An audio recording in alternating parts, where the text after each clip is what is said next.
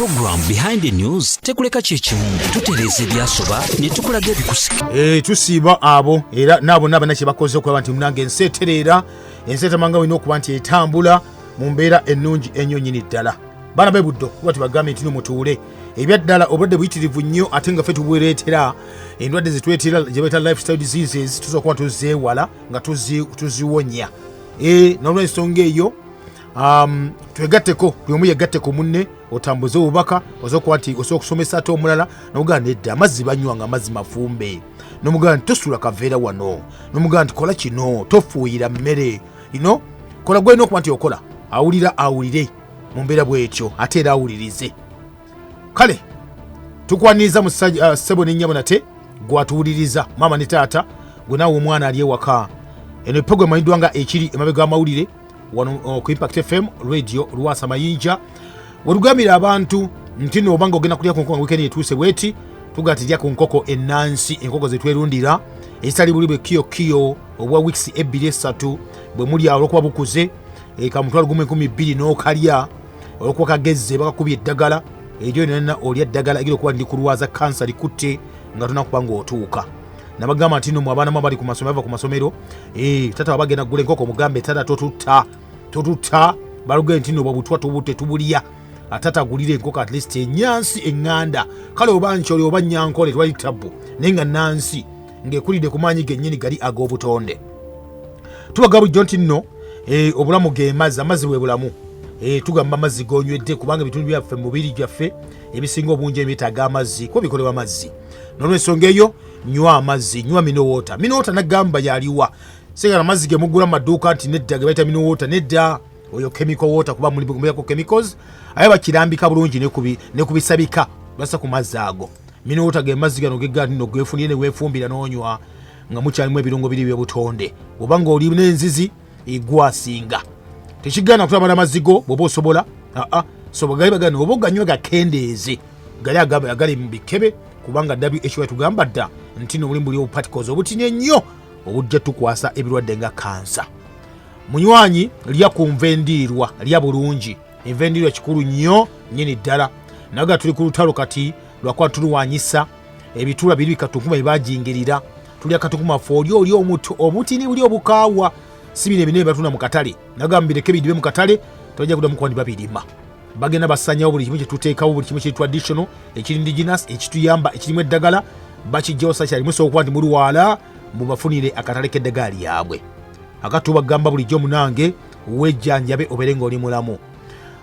tugaba bulijjo kola ku dduyiro bw'oba osobodde munafe atuwuliriza kuba dduyiro kikulu nnyo nnyini ddala enva osobola zirimira ewaka wooli nga toli agamba ko alina akamu n'akeddala kubanga ebyaddala bwe bulamu bwennyini obwo kale tukwaniriza munafe atuwuliriza mu kaseera kano kennyini nagambye gwayakatoyongako nti nno eno eprogramu emayiddwa nga ekiri emabega w'amawulire nga bulijjo omulangira kalema gegange Program behind the news tekuleka chechimu tutereze byasoba ne tukulaga bikusike butereevu mugana nge tuli ffenna mu kaseera kano kennyini programu ekiri emabega w'amawulire tubatandise bulungi nnyo mu studios nina Dr. Galiwango Henry mwali Dr. Galiwango ono musomesa asomesa abasomesa obulimi ku ssettendekero ery'Amakerere twogera ku nsonga zino olw'ensonga nti nno muba twetagamuko obukugu oba n'abakugu ne batuluŋŋamya mu bintu ebimu tunoonyereza tukola ebintu ebinjawulo naye ate bwe tufuna eddoboozi ery'omukugu okuba ligattako ettaffaali ku gwe nange kiba kitukolera ddala Dokita tutasobola okulabako obuuza kwatuweza bali ku Impact FM Sebo we bali kunkyaza nate Sebo abatuwuliriza mwasize mutya mukama yebaziwe twali wano nga 3 May yeah lero 17 before we know it tujja kuba tuli mu June actually tugenda kudda mu June ennaku zidduka zo ennaku zidduka nze nzirayo mu 92 abaana ba Mitala Maria batubuuliza nti mu nsi muno okozeemu ki mu nsi muno okozeemu ki mu nsi muno okozeemu ki so kati emyaka bwe gibanga gidduka tuba n'obuzibu nti tuba tetulina kye tulaga secondly tuba twebuuza nti tugenda kulekera ki abaana baffe kikulu nnyo ekyo tulekera ki abaana baffe n'abazzukulu naye ate Bayibuli ekyogera etya ku kyokulekera abaana obugagga obusika olina okubaziikira obusika ate banasikira mpewo tuyogera ku busika omanyi different schools of thought sangala nnyo kwesa luzimu nerujja batugamba nti endowooza ez'enjawulo batugamba mbu mukola nnyo mbolekera abaana yikaze ettaka 10 naye gwe baali bakuleka mu nsi bakulekera ki bakuleka mu kintu kimu kyewajja ku ssomero naawe fuba nnyo olekera abaana obusika naye nga buli mu mutwe that's how they will value okukola bafune bafune ebikwatibwako kisinziira ani yakuza nawe okuzizaani kubanga oyinza okwesanga nti bakadde yaffe baatukuza nga ffenna tubeera waka nga yiika tulina esukka mu 10 nga buli kimu weekiri kimu kirima mukola kino ne bakuza bakulambika ova kusoma je n'olima n'okola ki naye leero byakyuka kati alwalina 5 ku 10 abaana bali mbisulo kati ogenda muteekateeka ddi omwana era omuteekateekera ddi kibanga ate olina 5 ku 10 nga mutuufu gy'osobodde mu bulamu bwo nga gy'osobodde ate nga leero lyakugula ate bazadde baffe nga babawappe ebisira ebimu kakati bwoba olina abaana bana 5 ku 10 divide by 4 ojja kumaliriza olina ge bayitaka ani 8th kyebayita oba half over quarter gye basikidde gye bajja okusikira eyo tugenda kubyogerako mu maaso eyo kubanga nga we nagambye waliwo ripooti eyafulumye ngeraga nti abantu babadde ba mitwe babadde ba mitwe so twebaza mukama twali twakava wano tali zolesanga 12 ngenda okulaba ebifaananyi ebyomuliro ogwaka omuliro kumba omwana w'omugagga yali afudde ng'omuliro gumwokeza mu motoka naye kyanjigiriza ekintu kimu nti bannaye tuyiga okukola ssente senga yali munnauganda abantu abanaugandanis abayindi abo bannayuganda abaafuna obutuuze bafuka bannayuganda bwa mirundi ebiri senga yali muddugavu wa kuno senga bavuma bivuga bubi birina amalala naye oyo bannange newali abantu nga 10 baali bakafiira waawe ne teriyaboogerako naye gabaga kuno bannakyanonyera kunoonyereza balabe kyava kuki because omugagga afudde naye nze ŋŋamba nti bwe tunaba nga tuli bagenda mu maaso tuddeyo tujjukire Eddalu kyeyagamba nti different colors one people abantu n'omuntu waffe mu kyalo afunye obuzibu mu kyalo eyo munda naye tumubale nti wanga n'obulaba bulamu bwennyini bubeera bulamu and you don't know what they are capable of becoming. Ate bagamba tetwenkana mu ngeri ki nti oli asula aggulu mu kalina yaggulu gw'osula tebyenkwenkana bya Katonda si byagundi si byakunsi kuno kivuba pulezidenti waba ayitawo babasiba essaawa nnamba n'ekitundu oba ku 2 gwena alina omulwadde nayinza okukutukutirako awo atwala eddagala tusa ditwala naye ate bwe tunaddaawo ngedda yatambulanga n'emikono n'awuuba ng'avaamu n'atambula n'okutambula nakwatako ne bantu mu mikono lwaki bikyuse kati zakirabye titwenkana abayita omuzayi agajja mu palamenti n'agaana agasijja kujjayo ng'aduumira magi ezo kirawunize naye nelubuuza ni kati sipiika akulira bakirawunize ate ye abaana bakimubuuziza naye wala kyotwala mu byobufuzi si byobufuzi mbeera z'abantu byebyo mbeera za bulijjo naye at the end of the day obulamu bw'abantu bonna bwe bumu twadde mu makati ga wiiki awo minisita Bright Mirama y'ow'ebyobulunzi yabadde ku media center okusenjegero ly'amawulire mu Kampala n'agamba nga mweraliikirivu nga beetegereka okuza olunaku lwa Uganda okukwata ku nsi yonna okuza olunaku lw'enjuki mu nsi yonna nga 2 omwezi guno nayogera ku naga nti ekizibu kye balina oba kye tulina mu ggwanga lyati Uganda obudde buno okuba nti nno abalimi n'abantu bali bafuuyira kati mu kufuuyira okwo kusse kye bayita enjuki we zifa ekiddako eba bizibu gwe nange otasobola kubanga munange ogumira Bright Mirama abantu abakozesa eddagala erita ebiwuka erita n'enjuki ate nga enjuki za mugaso nnyo eri mu bulimi bwaffe mu kulunda ate n'abantu okutema emiti bagezezaako okugoba enjuki mu kitundu kubanga bandibadde zibeera bazigobawo nti tugezaako okukendeeza eddagala eryo erikosa ebiwuka byaffe ebirina omugaso mu nsi wano. Ekyokulabirako enjuki n'enseenene tukolako kampeyini oba omulanga ogw'okulaba nti enjuki zibeerawo olw'obulungi bwaffe okufuna emmere kubanga awatali enjuki kutambuza oba okuwakisa ebibala byaffe bino tuba tutakoze bulungi nnyo. Tulina sayansi n'abannalo ebyokuzaalisa ebikazi ebizaala enjuki ate n'ekitongole kyaffe ekyanagulika kigezaako okubisaasaanya mu bitundu mwe tulina faamuzi zaffe zibeere ng'enjuki ezo ziyamba abataka mu kitundu kye bazitaddemu. Program Behind the News tekuleka kyekimu tutereeza ebyasoba ne tukulaga ebikusike. Minisita Mbaitwa Mirama yadayogera ku njuki abantu bafuuyidde balinga dokita embeera bwetyo tugenda kukola tutya okulaba nti ensi yaffe etereera mu bigambo by'enjuki. Omubisi ogusinga nti bagaba bagutwala bweru wano ogwa wano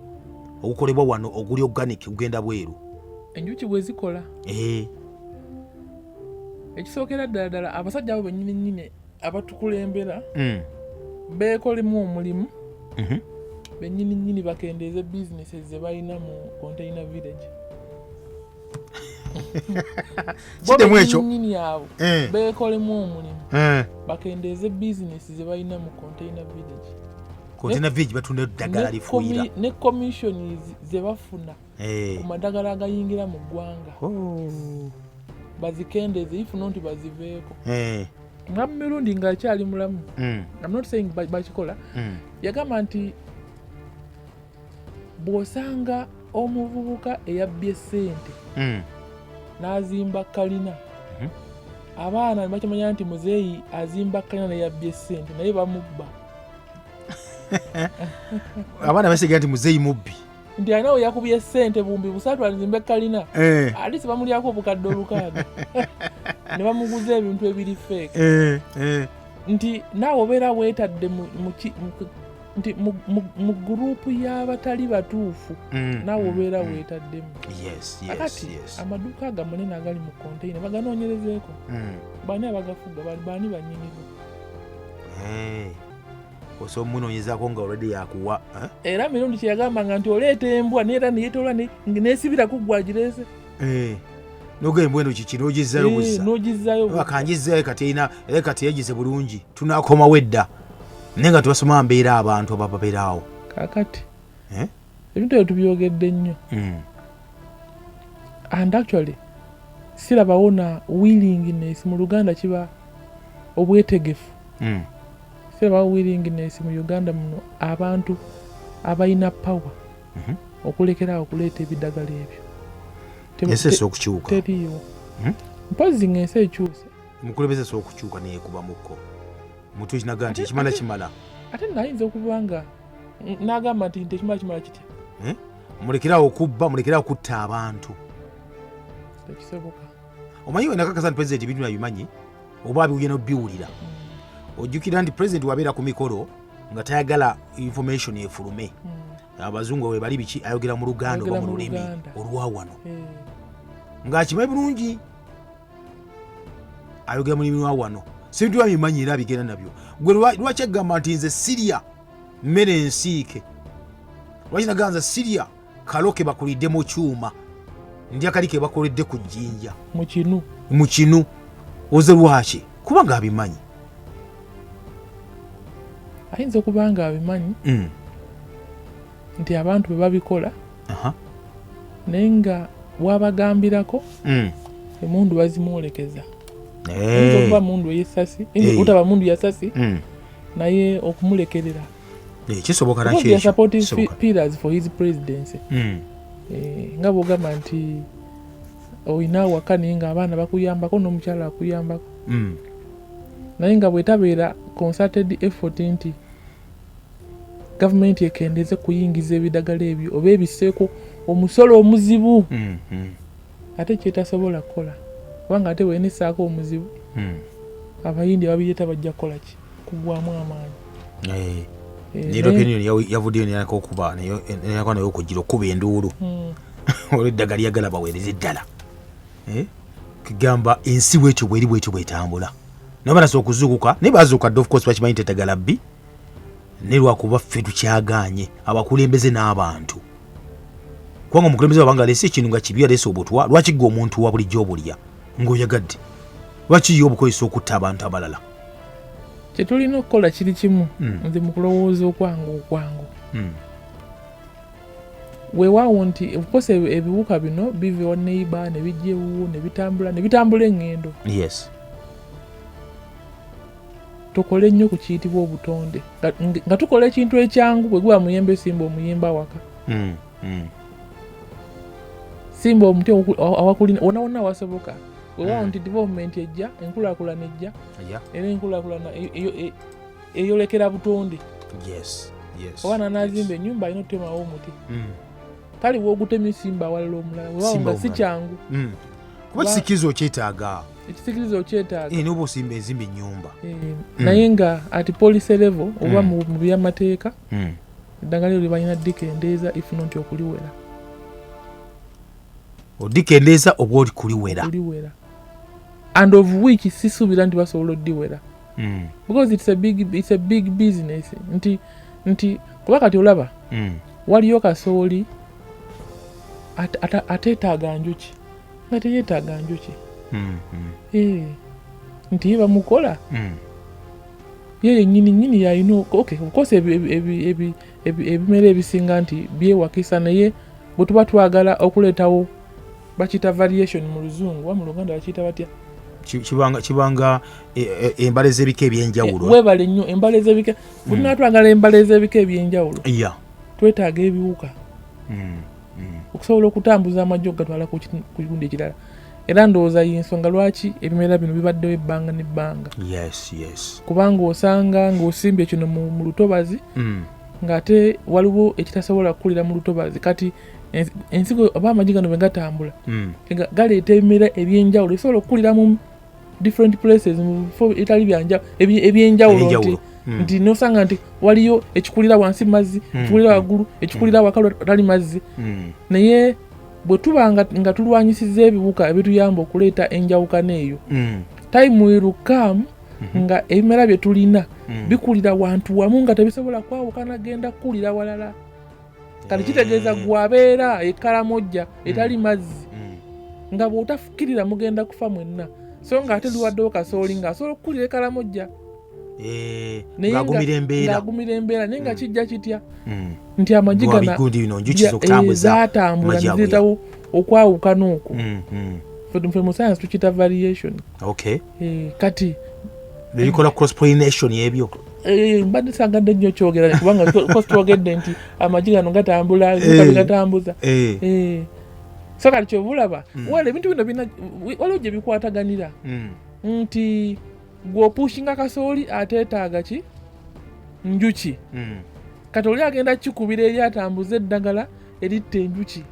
so in any case at one time nja kuba temukyalina njuki oba ebiwojjolo ebitambuza therefore ng'olina kudipendinga kasooli wa muntu oli gwakola new world order katunetandikira munaffe atuizo kyali Impact FM radio asamayinja program ekiri emabega w'amawulire program behind the news tekuleka kyekimu tutereeza ebyasoba ne tukulaga ebikusike omulimu gwaffe kutereeza byasoba nakulaga bikusike munaffe atuuliriza gwali Impact FM radio lwasamanya kutuyingako program ekiri emabega w'amawulire niya Dr. Galwango mu studios Dr. bannaffe abanoonyereza save ekwata ku bantu ekwata ku bintu bazzemu nate ne bagamba omanyi baddamu abawubosi baddamu ne bakolera okulonyeza okulala okujja ojjukira kuli abantu balinga abakugoba nekujjukira ne bakuwano ne ku mutimbagano babafulumiza okusooka ne baddayo mu field ne banoonyereza era tugenda mu budget eno egenda kuba nti jjukira budget already kati yayisiddwa era mu financial year tuyagitandika wali nga tumazeeko omwezi ogw'omukaaga n'ebimu ku ebyafulumiziddwa obiwulira ebiyinza okwenyamiza simanyi bisanyusa oba tebisanyusa maybe oba bisanyusa oba tebisanyusa tunategeera kiva ku ki obutasanyusa. Bagambye nti obwavu bukendedde ebitundu 16 ku 100. Naye ate abantu beeyongedde okutabuka kitegeeza nti okugwa eddalu kweyongedde ebitundu 25 ku 100. Sometimes ebintu ebireetera abantu okugwa eddalu biba bingi nnyo naye kino kitegeeza kiri mu Uganda n'eri omulimi n'eri omuntu omulamu yenna. Bagamba abantu balaze nti 1 in 4 which is 25%. Bulaba abantu 10 abantu 25 batabufu abo bangi abantu bana nedda bagambye bw'osanga abantu bananga bayimiridde omu ku bbayi n'obutabufu bw'omuntu anti kyeŋŋamba oba okirese wansi anti kati bw'okizza mu fraction 1/4 is 0.25. Yes, 25%. Kati bwogera ku 100%, 0.25 over 100% is 25%. Yes. Naye nti obuwa bugitajja kusanga kizibu okusanga abantu 10 nga bali wamu nyawo nga bazze mu kyaki nani kisoboka niwemera political party nga batudde oba ya red oba ya yellow oba ya blue omanya kukuba 25 balwadde ba mutwe sinako kali alo agenda okuyingira mu masinzo mubekebejje. This is what it means. Bwobala 10 kwaba 10 25 balwadde tabufu ba mutwe Etsebo kubanga obutakuba omutwe kali nawo buli mu levels balalu kalo munjogere nyangu tuyinza kiyita obulalu ne waliwo n'okuba ekigambo okubanga oli omulalu omuzoole akajabangu byanjawulo katwewungu anti ogenda okula eddalu ligenda likula osooka kweyogeza wekanga otambula obala engalo ebaddiru yakutteyo bayaganye kituufu anti bagafa era tibalalu ne levo yeyawukanamukko ne batoka okukulabira nti oli mulalu eyo gundi percentage eyo mbadde nzija no nakwewana wali amabaala wano nga ku 5 tanzeho abantu cheka obudde bubakeereddeko awo mu mabaala gaawo nga basanyufu nga n'abawala abato bali mu kulya bikoola nsanze omusajja nga yimiridde omanyi mukumbera mu kino ekisementi ekyawula emmotoka eziveeri neziveeri nga ye afuka awo sawe kumakya wenzijidde yes kati aba mulalu naye osi bulalu bwa butamiivu ya butamiivu bwe gumuggwako ng'adde engulu ng'ategeera. Kale tutunuulire nti obutabangufu buno bwekuusa ku muntu nga gwe individual ne bwekuusa ku community gy'obeera ne bwekuusa ku azini abantu b'obeeramu ne bwekuusa ku n'ekifo nti nze mbeera mukono oba nze mbeera jjinja tukitwale bwetyo si bantu naye tukiyita environment in terms of obutonde tukitwale bwe tutyo then tukirabire ne ku at national level ku nsi nti tunuulire omuntu ali e Congo ali e Uganda ali mu USA kale oba nabe naali e Bungereza level zaawukana ezo kubanga waliwo ebizibu ebijja nga byo biri national nga bw'oyogera ku bwavu nga abantu bonna baavu nga bibakwatako mwenna bonna bibakwatako yes nti kwolose oba ddoola yagudde akatale buli abadde alina sente mu ddoola zibanyigenda genda kumunyiga era naye agenda tabuka mukko akuba emmeeza yes kati tukitwalira awo bwe tutyo naye ate study eno amanyi bw'oba okola research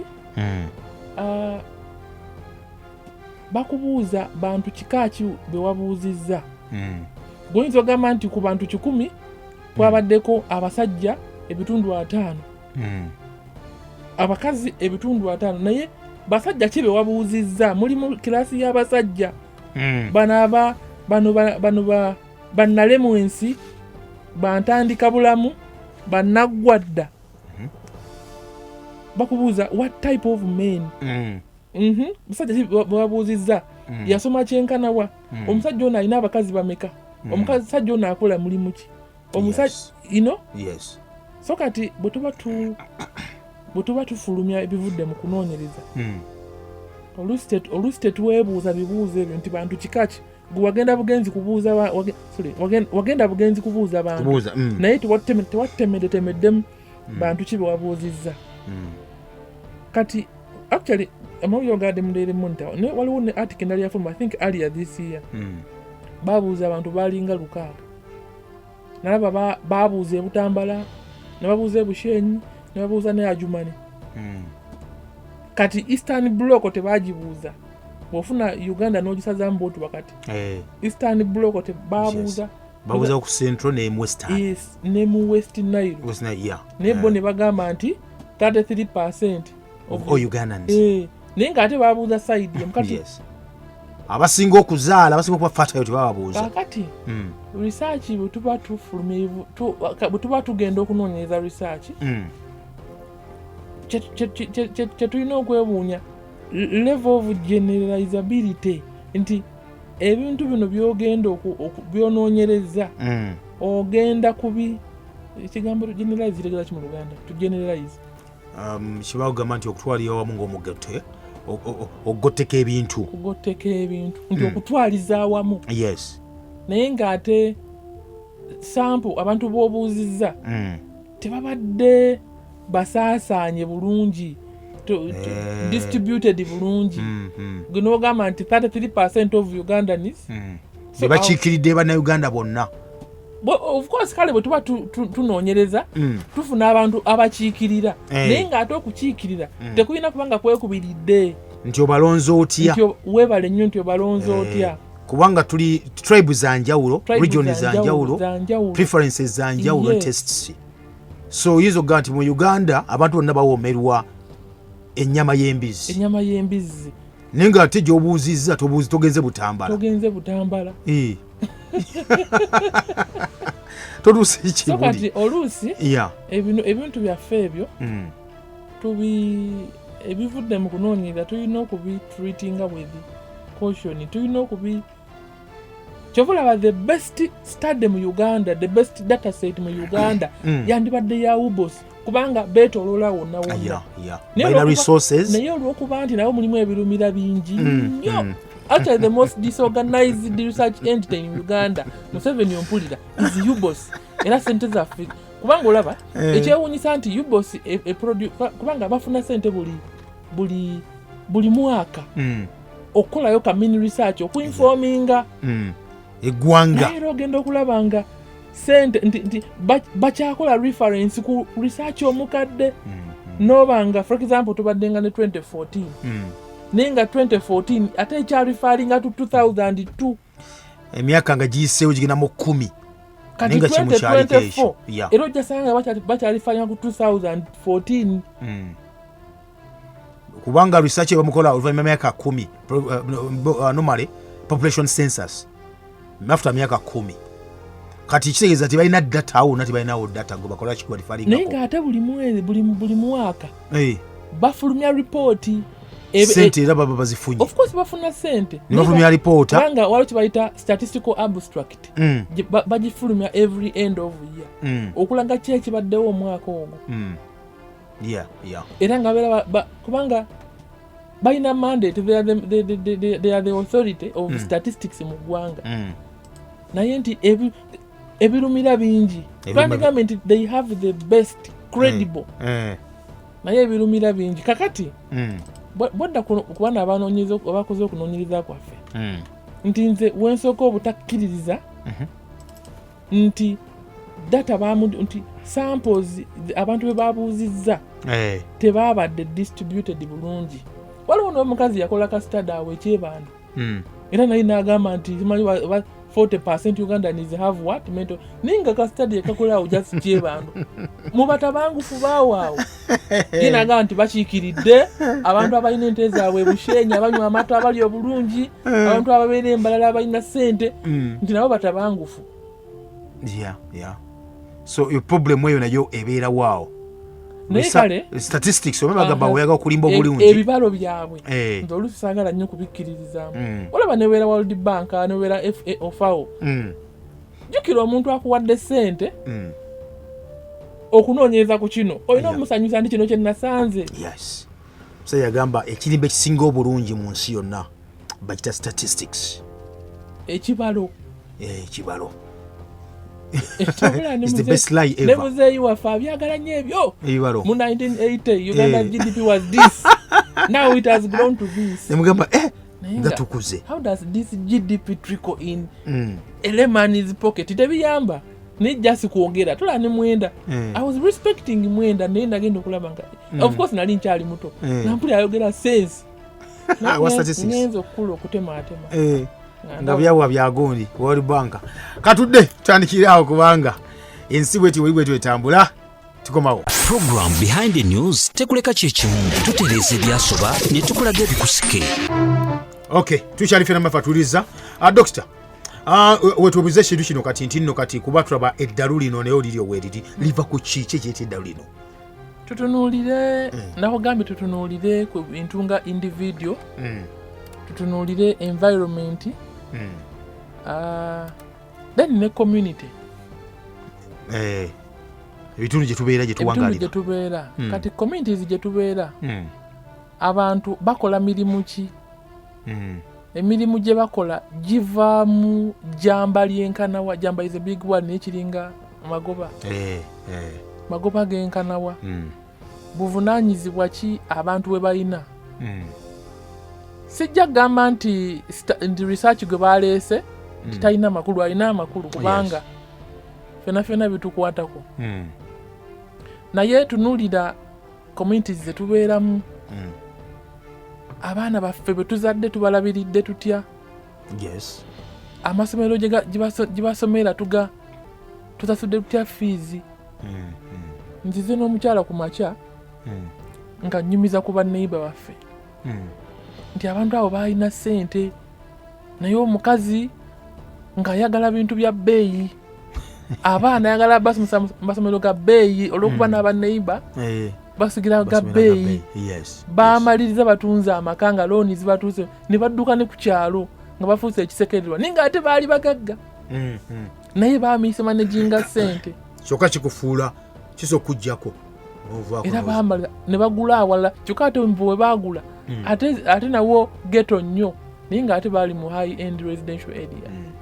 Kati ebyo byonna bituviirako okufuna special okweraliikirira. Kale of course okweraliikirira kyonna kiva mu bwongo kye bayita stress kiva ku bwongo. Kati tunuulira abantu betubeeramu oyinza okuba eva nga gwoli mu kwekubagiza maama wagundi balya nnyama buli lunaku nnyama. Of course naffe muntu tukiina mu ggwanga tumanyi nti waliwo paati emu nga ssente gye ziri abo abeeyo ba disitulikiti beeyo baamala nti fe abeene eruweero nti baatwerabira twalwana ne batwerabira newennyikira n'ogaba bannaye kyobula Katikkiro namwagala muve ku bintu ebyo mulekere abo kwekubagiza. Ne batugamba nti mu byobufuzi they are no permanent enemies, permanent friends. Mumba nga baali ba mukwano mu 885 kubanga yali abeetanga abakozese kati temukyali waliyo abalala abebukedeya ab'emikwano musookuba mulifuukeera nga wayisewo ebbanga. So kati ebyo byonna bigattagatta tunuulira tukyali ku environment tunuulira luli nakuba ku example nti tojja sanga omwana ali erukaya okumpi n'ekisenyi omugerageranye n'omwana akulidde Kaleerwe abo banjawulo. Ebintu byolya ebintu byosa itisi byonna bikuviirako okutabanguka. Mpulira Pastor Tom ng'agamba nti oba okkirirawo wansi si mu kiyembe wansi wano awali engoye nnyingi awo mu Kampala gundi wano kuhaamu awo wansi ng'awaawo oliyagamba muveeyo nze nafadda musajja muveeyo nze nafadda. It is not just a mere statement. Omutima gwe gwaguba obulamu bwayitamu ofuna ssente buzibu talinga ono asiiba mu AC akamwa kekifulumya yes olwo kibolode kyagira kibamu ekiri mu mutima kati ebyo nabyo nno bigattagatta naye nga obulamu bwe tubeeramu bwe butuviirako ebyo ate sirimu nga yakajja nga programu za sirimu zakajja batugamba nga simanyi stigma kiki mu Luganda stigma kubanga gamba nti nno omuntu okuboolebwa okusongebwamu ennwe oluusi ne mu komite gye tubeera wabeera ebintu nga stigma nagamba amaka g'abagundi abo abantu ne mukula nga muli mu kwennyikira nga ne wabeera waliyo essanyu omuli amwagala sigala munyumba kubanga it's like muzeyi gundi yoli yafaya bwe yakiyitanga you're becoming a laughing stone ninga kosi laughing stock sebagala yes kati it is a myriad of so many factors nenga ate nandigambye nti bwe tubanga abantu nga ffe okwekolamu omulimu kitandikira ku nze ne kidda ku community era ne kimaliriza nga kizze mu environment bw'ogeraageranya omanyi lwaki abantu bagenda okulambula n'ova obadde n'ogendako awalala okyusa environment abantu bafuna sabati kuba bafuna leave kugenda kuwummuza bwongo nti obadde wano olunaku akovaawo saa 11 by 7 you have to be at the job olina ofunamu akadde akawummula okulya obulungi ekyo tujja kyogera musajja wena mwe twagala nnyo ebyokulya naye okulya obulungi kyetaagisa abantu okwebakako ng'obudde bukyali ojja kuŋŋamba nti abazungu tebebaka batusinga obugagga kubanga of course abantu abateebaka nnyo bagagga simanyi oba okikkiriza kituufu naye ate mu buteebaka bwe akola sente ne zijja environment gy'abeeramu gavumenti z'abeeramu buli kyokola kivaamu sente so ofuna obulamu ofuna time comes n'osanyuka aba n'owummulamu anti omugagga afuna liivu afuna liivu n'olunyonyonya saawa 12 n'ojja mu Africa n'ogenda neweekweka emissions follows munda n'osirika n'olaba amazzi nga gatambula gokka n'olaba ku nsolo n'oddamu okitegeera ati teri kigira teri kinyuma nga kuba musiru mutirira kinyuma nga kuba mwavu nti omwavu anyumirwa nnyo ensi eno alaba eddembe lingi nnyo kuba talina kyakkola omwavu anyumirwa ensi okusinziira mu environment gy'alimu omwavu ng'oli mu baavu banno it is nomo otera ogendako mu byalo n'osanga ng'omuntu asula n'ebidomola ebikadde ebyedda mu nnyumba ebigoye ebivundu tayagala it is okay nga tanabe na kunaaba tandulula ekigere oggyeko mu bantu abalina obulamu obulala ogenda kusoomoozebwa awo stroke ejja kukuba okusoomoozebwa naye ate bw'osoomoozebwa n'oyita mu mbeera eyo obulamu bukyuka mpulira pasa kiganda ng'anyuma engeri gye yagira ku kimotoka kyamatooke nekati obulamu bwakyuka okuva e Masaka so kati mu mbeera z'abantu waliwo kye bayita resilience kale kitegeeza bintu bingi naye tokizze mu mbeera zaffe nti embeera eyinza kukanyuka mu bbanga n'odda mpolampola n'otakoma obukomi n'ogwa lumu wabula n'odda mpolampola n'ostabilizinga kati embeera bwe kanyuka mu bbanga n'olemerayo awo oba ozoolikanyidde ddala ate bodda ne wekkata era ozoolikanye naye lwanyisa embeera mpola okyuke empola ye omwavu n'omuwa akakadde nga tamanyi kyakkakozesa ayinza okugira either agw'eddalu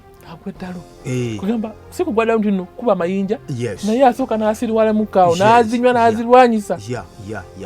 kuba tesekeddwa bulungi era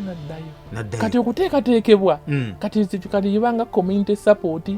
government support counseling bye tulina wano Uganda webiri nabwe mubiri expensive nanti ate emu tebiri accessible nanti ate obuzibu bakansala b'e Kampala sijja gamba b'e Uganda bakansala b'e Kampala omuntu ojja n'omunyumiza n'omugamba nange akatukole tutya nga yakubuuza n'omugamba oba tukole kino oba abanga musawo muganda oba tukole kino oba kakati neweeyogeza ate neweewa solution gamba abanga advisor wa Museveni anti yaba advising so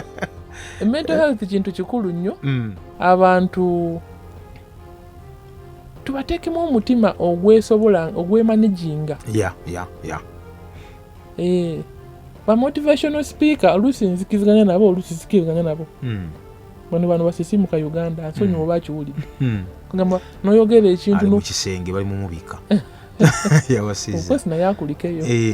Oba ozagala nnyo kumumalirako budde. Naye akuteekamu ekintu n'owulira nti osobola. Weewongemu bate bisoboka. Naye singa ekyo kyakuteekamu nti osobola n'otandika okukibeera mpola mpola obulamu bukyuka. Naye obuzibu nti osobola. Omanyi sawa kuti tubuuse maaso kigambo olwambu emitwe obuziwa bwa eddalu nomale wawo n'ebintu bitulya eddagala eryo lyetukozesa nolikyankanya nnyo obulamu bw'abantu kaakati ekyo ne luli nakyogerako nakuwa ekizampo omukwano gwange eryakola mu flower farm eri ewaffe eyo gayaze emayiriye kankyogere bampulire gye yajja obulwadde kubanga yali exposed nnyo ku bidagala bino era nakati akyayo. Eno ye programu ebakunya ne beetonda ku lw'ensobi ze baakola. I am sorry. Ono basonyiwa. Program Behind the News tekuleka kyekimu tutereeza ebyasoba ne tukulaga ebikusike. Tufune okusibiza abantu budde ndaba bugenze. Noti 7 9 noti 7 noti 6 noti 2 nzepo enamugongo bearing many children causes of frustration oza abana bangi ogira ngatoya kyabalisa abana bangi bali okwenyamira mu mbeera bwetyo okuzaala abana bangi sinzira kupo nino n'okuzaala omwana omu oba babiri naye kirina obuzibu bungi nnyo. Oyinza okudda we wabwafa n'agendera wano bina kukola bino birowoozaako. Impact FM kwoli tyogereko naawe esebo weba tuweereza weewaawo sebo tusimanya empeerezaayo ani ono taata ono lajja ekibo esebo kati nze kyembuuza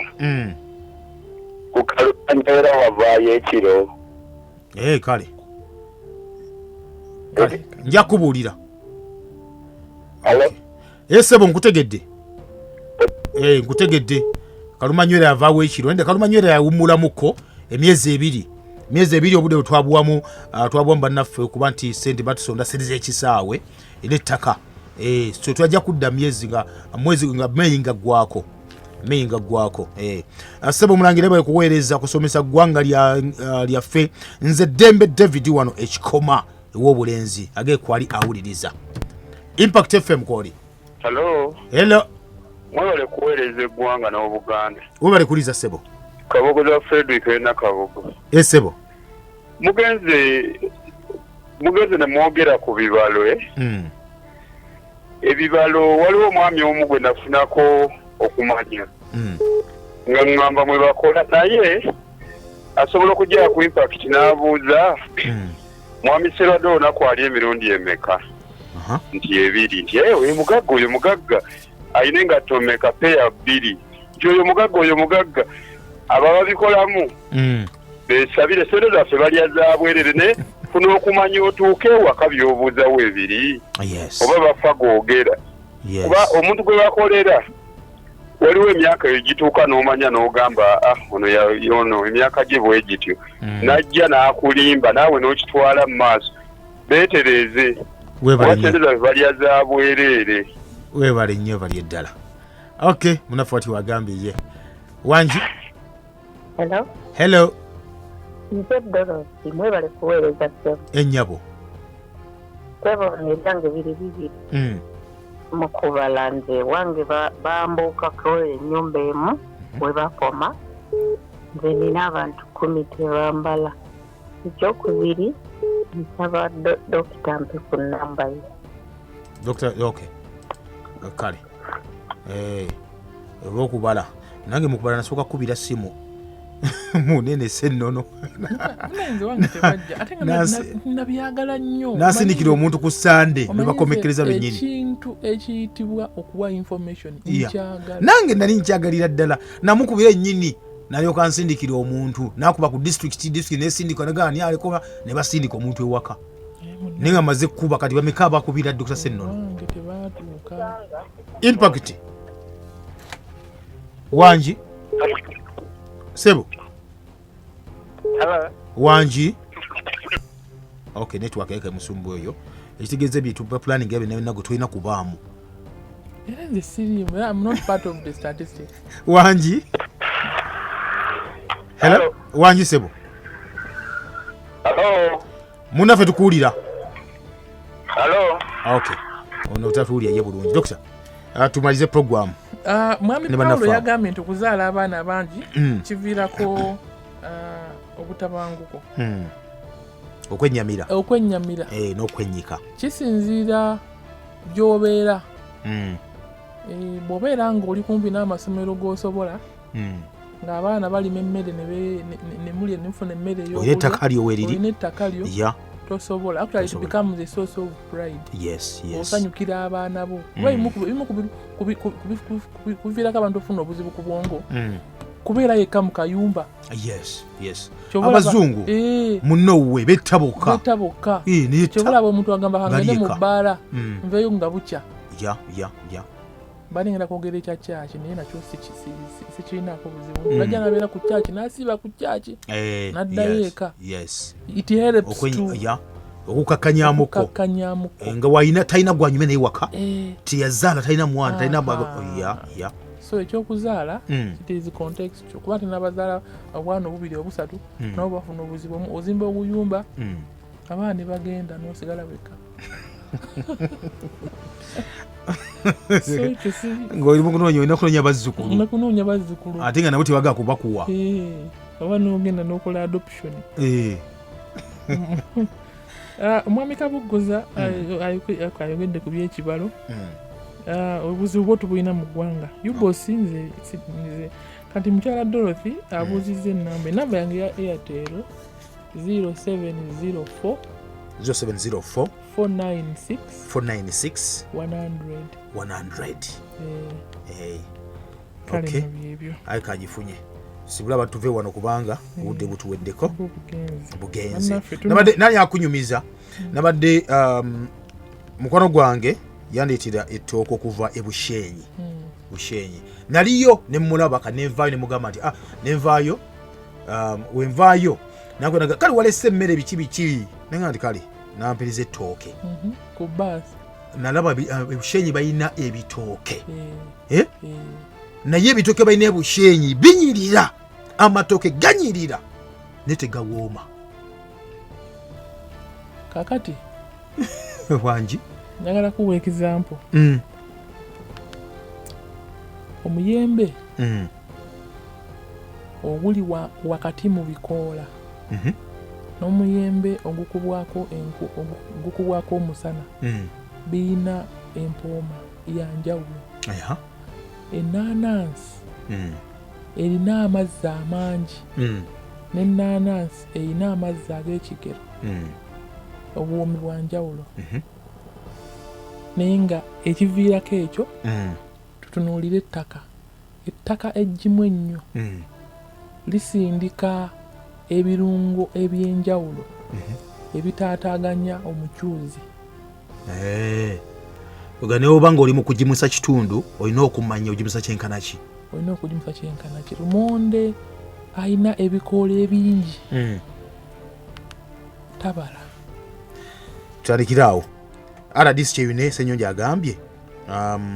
kituufu obutabala kibi mukimanyi nti abaavu abamu PDM bagiyita personal drinking money kati ne bw'ogenda mu Northern Uganda nja kubuulira acronym kye kitegeeza ogenda mu Northern Uganda kitegeeza kintu kirala PDM kitegeeza ki saba weewole zinywe saba weewole pray no mu Luganda ask oba buuza weewole ozinywe mbeere bulungi Program Behind the News tekuleka kyekimu tutereeza ebyasoba ne tukulaga ebikusike.